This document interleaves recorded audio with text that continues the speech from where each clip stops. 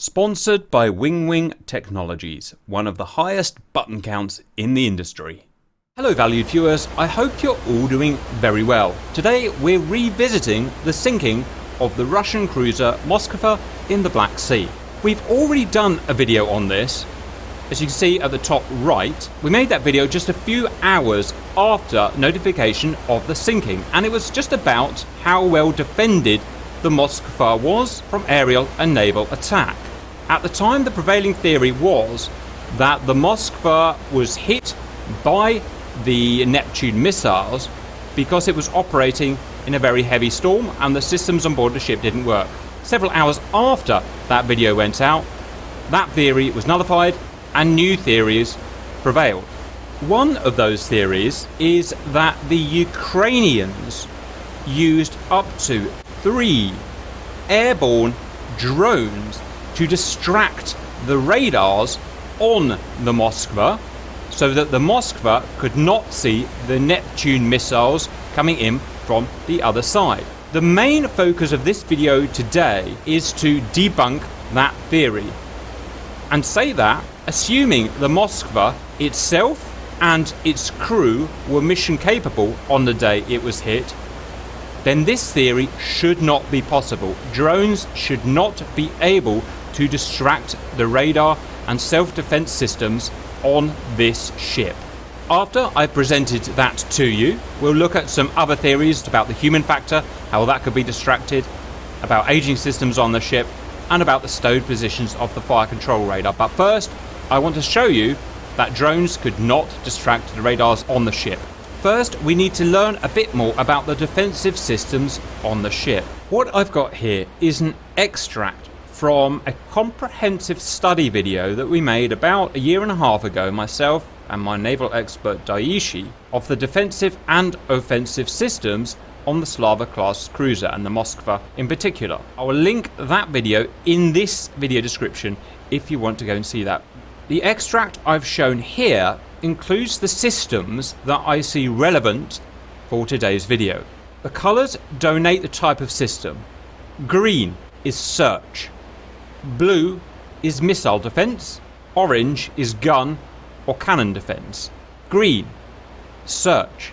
Our primary search radar is the MR800 complex. NATO reporting name top pair. Consists of 2 antennae. The top sail and the big net. Both have a range of just under 400 kilometers, which is normal for a search radar. The top sail is 3-dimensional. The big net is 2-dimensional. In case you don't know the difference between 3D and 2D radar, a 3-dimensional radar can attain target azimuth, target altitude, and target range in one sweep. A 2-dimensional radar can only get target azimuth and target altitude. It needs a separate pulse to get the ranging information. Secondary to the top pair is the top steer. I should say the top pair is this guy here. Top steer is this guy here. Again, range of 400 kilometers, up to 90,000 feet, and it comprises again of 2D and 3D antennae. Those search radars scan constantly 360 degrees from the surface of the sea up to 90,000 feet. They can never be distracted, they never stop turning, and they never focus on anything. They are always omni-aware. You can compare these radars to an AWACS. Next, weapons. Missiles. We have long-range missiles and we have short-range missiles. The long-range missiles is the S-300F Fort suite, firing Grumbles, or Navy Grumble missiles as we call them, part of the S-300 series. Range, about 90 kilometers, you're going to get about 60 nautical miles. Altitude says 25 kilometers here, but I've seen them over 100,000 feet before. So those are the long-range defense, quite old but very dangerous missiles still. For close-in support, we have the OSA, or the OSA M actually, modernized OSA. We've got 40 of those. We've got 64 Grumbles, by the way. NATO reporting name Gecko. Range 9 kilometers, about 5 nautical miles. And finally, the very close-in defense, the radar-guided rotary cannons. We have 6 of them. They are the AK-630M. This gun was the Soviet and Russia's equivalent to the American Sea Whiz, a 6-barreled 30mm cannon with high explosive ammo. Now onto the fire control radars, and this is the most important part of today's learning, that control those missiles and those guns. First, the 3R41 Follner, NATO name Top Dome. This is actually that guy there, which is the fire control radar for the Grumble missiles, the long-range missiles. The most important thing that we're going to show today is that it can track up to 6 targets at once. It can support up to 3 missiles at once in the air, and note, it is not omnidirectional. It will point towards the target, and it has a maximum azimuth coverage of 120 degrees. That means that this radar can be distracted because it cannot scan omnidirectionally. Next, we've got 2 fire control radars for the OSA missiles, or the Gecko missiles. One on the port, one on the starboard, each covering around 180 degrees of coverage, giving us omnidirectional coverage. NATO reporting name Pop Group. There are 2 Pop Group antennae. Range is only up to about 25 nautical miles. That's also going to be important for today. We can see them on the ship here. Here is the port side Pop Group, which covers this 180 degree scan on the port side, and you've got mirrored the other side, another antennae covering starboard side 180 degree. Finally, we have 3 base tilt radars, MR123-1. These 3 radars are fire control radars for the 6 AK-630M Gatling guns, or the equivalent of the Seaways. We've got one on the bow here, one on the port here, and mirrored on the starboard here. What I'm going to show you today is that drones could have distracted the Follner antenna here, which would have prevented the Grumbles from being fired at the oncoming 2 Neptune missiles, but the drones could not have distracted the Pop Group antennae, 2 of them, or the base tilt antennae, 3 of them. Let's go and look at those antennae and weapons in 3D. And first, the Grumbles S300F Fort. VLS cells there, 64 missiles. Fire control radar is the Follner directional antenna. Next, the OSAs. They are on twin arm rail launchers that come out of these nacelles here and here. One controls port, one controls the starboard side. And here are the Pop Group antenna that are the fire control radars. So, controlling this arm is this Pop Group antenna. It is directional, 180 degree roughly. On the other side, here is the Pop Group. And finally, the Seaways equivalent, the AK-630Ms. 2 here, port, 2 here, bow, 2 here, starboard. And the base tilt fire control radars for these guns. For the starboard pair, 1 base tilt. For the bow pair, 1 base tilt. For the port pair, 1 base tilt. First, let's run a simulation of firing 2 Neptune missiles as happened in real life without any distractions from the drone, and let's see what the various antennae and weapons do. Okay, Grump, can you please fire the 2 Neptune missiles and tell me when you've done it? Going now. Right, let's go and have a look at these missiles. Paused. Here are the 2 Neptune missiles being launched, in this case from actually a Russian aircraft, weird enough, but it's just the easiest way to do it. They're technically KH-35s, but they are very similar and actually a derivative of the Neptune missiles used in real life. They're being fired about 10 miles away and they will be surface skimming. Back to the ship. Let's watch its reaction.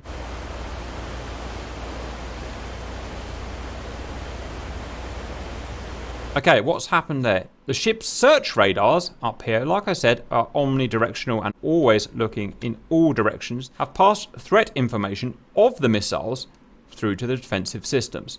First, the port side OSA twin rails have popped up ready to fire. They look kind of cool, right? Next, the port side fire control Pop Group antenna has rotated to the information given by the search radar and is now tracking the missiles. It can now see the missiles. It won't fire yet because we're not in the ballistic range of these missiles, which is about 5 miles. Note also the Follner fire control radar, that is the fire control radar for these missiles here, the Fort missiles, has also turned and locked onto the target in terms of azimuth. It won't actually fire these Grumble missiles because Grumble missiles will not be used against sea skimming weapons because the Follner is simply not suitable for tracking sea level targets. Whereas this guy, the pop group, is designed for tracking sea-skimming missiles and aircraft. Also, although we can't see it, base tilt will almost certainly be locked on as well. It's actually an antenna inside that casing there. So these systems are all locked on and ready to fire. Let's continue the simulation. We will now wait till we are in the relevant range of the weapon systems to fire, which may take a few tens of seconds.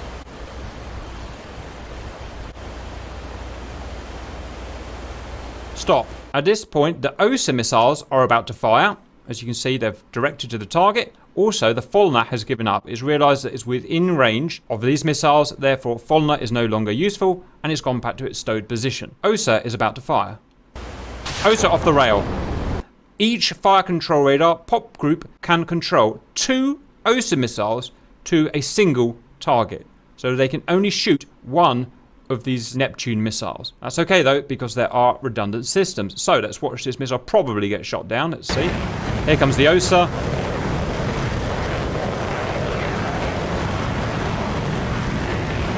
And oh, it missed. And it hit. Pause. One of the missiles has been shot down by a pair of OSA missiles. But as in real life, there is another missile. Always best to fire anti-ship missiles in pairs or more to defeat the system, especially with a relatively old ship. But don't worry, the Moskva is covered for this situation. Let's see what happens next. Now, if we go back to the ship, there's almost certainly time, for the OSA to reload. This arm has to rotate into stow. It has to go down into the magazine, pick new missiles up, come back up, aim again, and then fire. There is not time for that to happen, so it probably won't even bother. So what we'll do for the second missile is go to our second line of defense, or actually our third line of defense. The AK-630M, the base tilt radars are locked on, and play. AK-630M are incredibly powerful Gatling guns with high explosive ammunition. Range about a mile.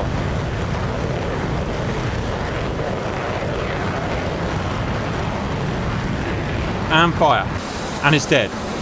Okay, we saw there a perfect example. You can see the OSAs have just reloaded, look, but they haven't had time to spin around into action and they wouldn't have got to that missile in time.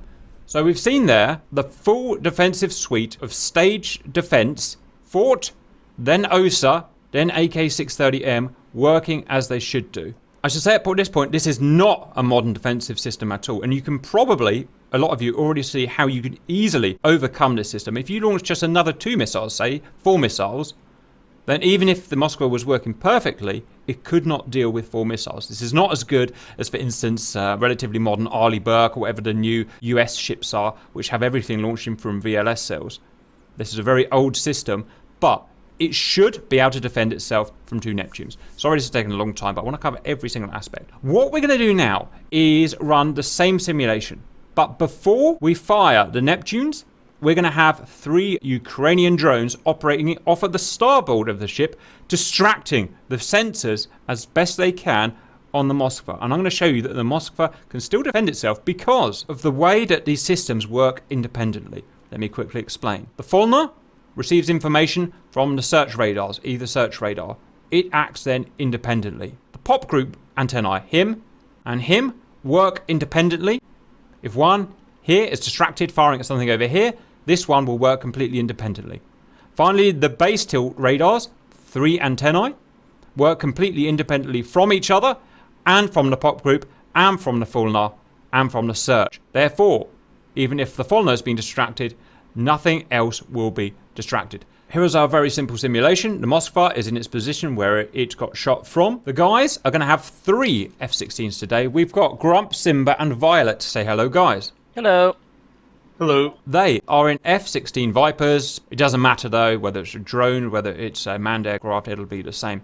Guys, you have one task, which is to travel towards the Moskva, do your best to distract its radars, and you can get shot at if you want. It's up to you. The drones may or may not have been shot at. It shouldn't make any difference. Try not to die. Nullify the missile. Turn back in. Just keep it distracted. Okay, guys? That's your job. When you are happy getting shot at and distracting them, let me know. At that point, I will launch the Neptunes.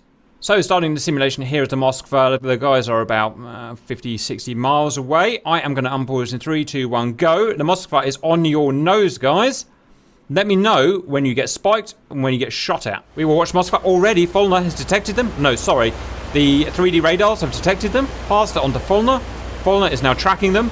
Remember, it can be distracted because it can only see 120 degrees. The forward systems are primed and ready. It can track up to 6 targets, and there are only 3 drones in the sky, so that's fine. It can support up to 3 missiles in the sky at once on 3 targets, so it could shoot you all down simultaneously. It's actually a pretty good system for an old 80s system. Is it spiking you yet? Negative. Right. So what that means is that the search radars have found them, but the Fulner has not tracked them yet. It will decide when is the best time to track the targets. It may not fire at its maximum range. It may lure them in to what they call no escape range, at which point the chances of the planes escaping is just very low. Don't look at us now, Cap. Why is one of you upside down? Friggin' leavable. Look at these guys jerking around. Right, well, if you get shot in the face, you know who to blame. Check distances. I'm amazed it's not spiked you yet. Spiked means track, and that is what the Fulner radar does. 35 miles. We've got dirt. Oh, there it is! They've got a spike, and they've got the first fort out. Probably 1 missile on each of those planes. Look how let them get nice and close. Right, guys, I'm going to pause. Stop. Just to confirm, all 3 drones, in this case the F-16s, are being spiked. It's fired 3 Grumble missiles, probably 1 on each plane. They're having to go defensive, and I'm sure they'll go and dodge the missiles. That's as much as we care. I am now going to launch the Neptunes. I want to point out that we had no warning that we were being painted. Yeah, it does it like super quick. Oh, really? Oh, well. Yeah, we just got immediate launch warning, that's it. Okay, well, your Moskva has been improved, obviously. Right, okay. In comes the Neptunes. What do I watch now? Let's watch the Moskva. I'm going to do some pausing because I'll be talking to the viewers, by the way. So, what you're going to find now is that although the Fulner system is being fully distracted by my guys, the pop group and the base tilt and the OSA will still operate perfectly well independently. And let's see if I can find the missiles. Okay, here they come. That's on the deck. Has anyone been shot down yet? Negative. Grub shot trash. Turn it back in. Well done. Yep, keep going. Okay, and there go the OSAs. You guys are clean. Jump back in and go hot. 265. Nope, he's mad at me. He's still shooting. Yes, he is. It's a she, anyway. Nah, I'm clean. I'm clean. Wow. Right. Okay, guys. Both. Oh, fire again. Guys, I'm going to pause it there. It's all happened. It's all done. What happened there is it shot both KH-35s down with just 2 OSAs. The blast frag from the OSAs hit both missiles, which were quite close to each other. It's already done the job. Didn't even need to get within CWIS range. Let's debrief what happened there. My 3 guys distracted the Fulner radar and the Grumble missiles completely.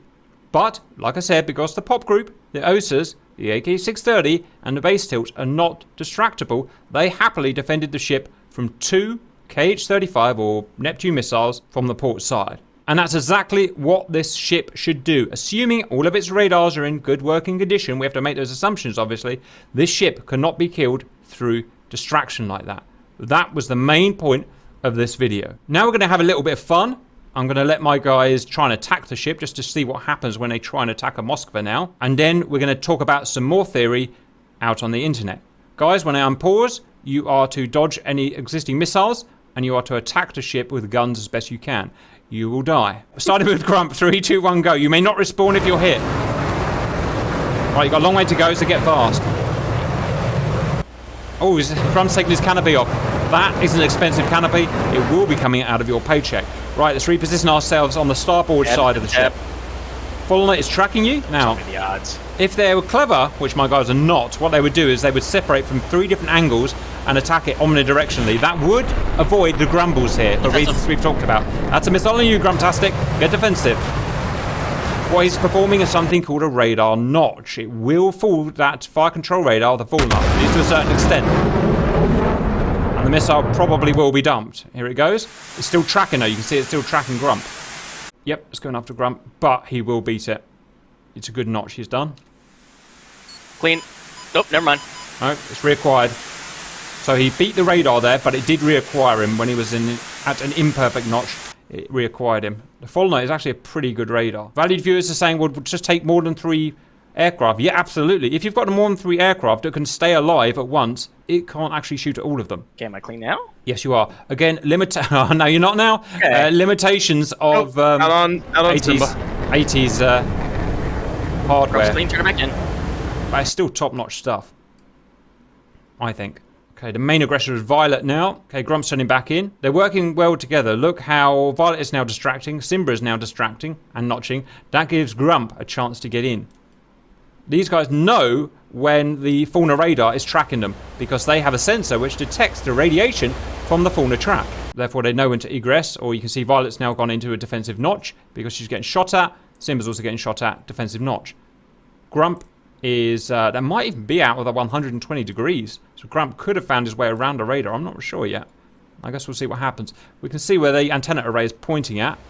It looks like it's pointing at Simba. It does not have to point directly at the target. It just has to point within 60 degrees, left or right. In terms of how many missiles we've got plenty. 64. Oh, it's found Grump. Fulner has found Grump. I saw him turn there. me as well. Right. It can actually track all of you. As I long as am you're in. down. Oh, Violet's down. Right, it's just Simba and Grump. Now look how Grump's going really low. Remember what I said at the beginning. Fulner cannot attack sea level targets, i.e. under 40 feet. Unfortunately, Grump is not under 40 feet, so he's about to get a face load. Yes, he is. You see, the missiles died because he went under 40 feet. Note, pop group and base tilt can see targets under 40 feet. So he won't be able to do this technique when he gets within 5 miles. When he's within 5 miles, he will be within... He will be within... That's the other radar. He will be within... Minimum... Okay, too much to talk about. Simba's now distracting the Grumble. Grump's going in on final attack. Right, remember, you will have to pull up at some point because the OSA fire control radar can see you at just a couple of feet off the water. So now's a pop-up chance for you. Okay, he's within the minimum firing range of the Grumble now. But he's now within the range of the OSA. So he's now got to beat it via ballistic flying, via kinematic flying. Notching, speed, aspect, angles. OSA cannot track him. There it's the OSA shot him. Oh, he couldn't beat the OSA.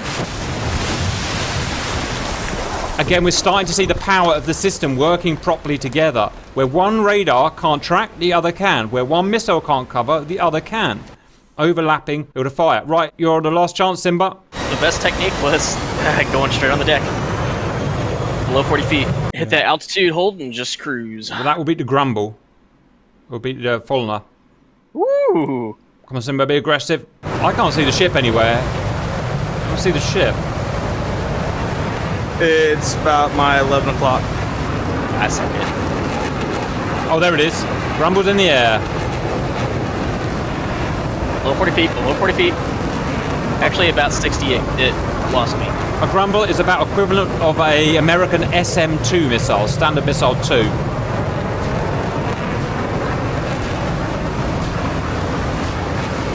Uh-oh, uh-oh, uh-oh! That's how hard this system is to beat.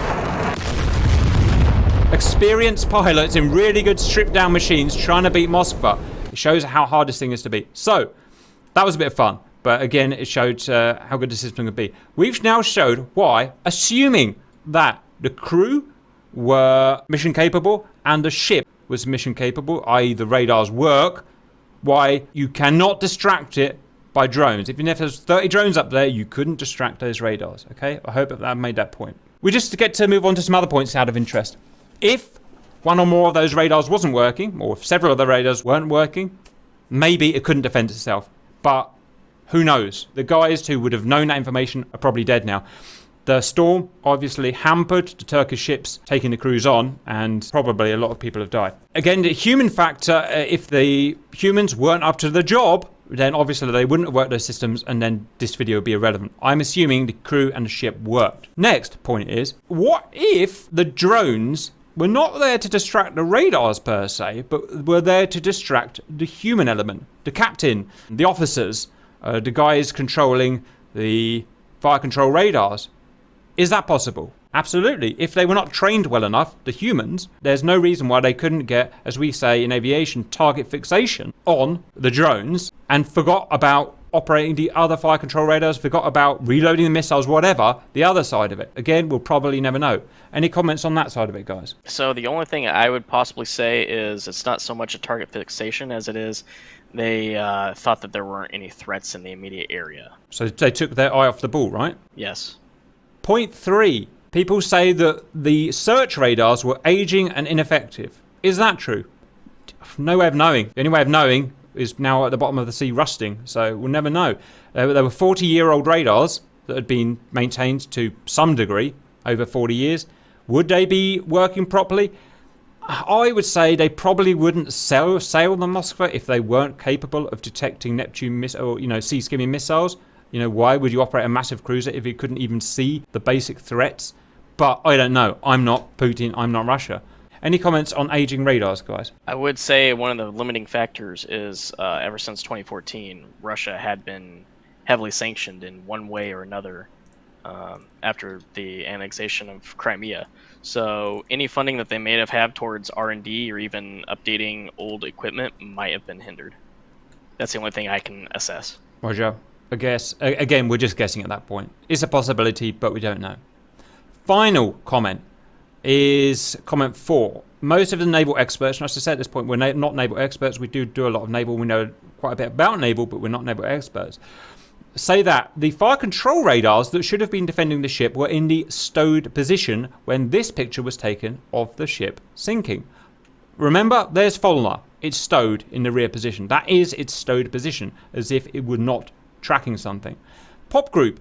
We can't see starboard, but it doesn't matter because it wasn't attacked from starboard, but we can see port. Here is the port array here for the pop group that controls the OSA. It is also in stowed position. Personally, I would say it's a brave claim to say that just because they're in stowed position when it's sinking, that they were not operational.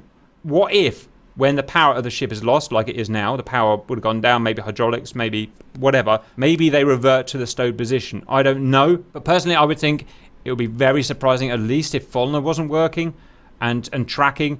So I'd say the jury's out, and I would say that is a very far reach just to say because they're stowed when the ship is sinking that they weren't working. I'm not convinced that's right. Grump, have you got any position? So that one's going to be a little bit difficult because we can't prove that. We don't have any pictures of immediately after it got hit. Right. But there is damage surveys out that are suggesting that the first Neptune that hit the Moskva was essentially a mission kill on it. It could have hit both of the engine rooms and the electrical as well as the central damage control. So they would have more than likely lost power immediately after the first hit. Absolutely. To be honest, once the missiles hit, the ship is, if it doesn't sink, it's a dead ship. The missiles do so much damage that the ship is out of the war one way or another, and it just so happens this one sunk. So to summarise, the reason I've done this value view is because this has been really bugging me. People keep going, Cap, it was sunk because it was distracted by drones. I can tell you now, that's not true. And I hope I've proved why, again, making the assumptions that I made. Human factor could also have a played, as we said. Aging radars, who knows? Maybe. It's old, but there's no way of knowing now. The stowed positions, we've put our non-professional opinions into those stowed positions. I have my thoughts, Grump has his thoughts. That's pretty much as far as we can take it. And I found that really interesting study on that ship. Again, please go and watch the full study we did on this. It's really interesting and really nerdy. But if you like this kind of stuff, it's super cool. Anything to add, guys, before we sign off? Yeah, I feel like we've covered a lot of stuff about the Moskva. Learned a lot of new things and recovered old stuff. The main Grim Reapers videos are now being split between this YouTube channel and the Grim Reapers 2 YouTube channel. So if you want to see all of the Grim Reapers videos, please consider subscribing to both channels. And thank you for watching.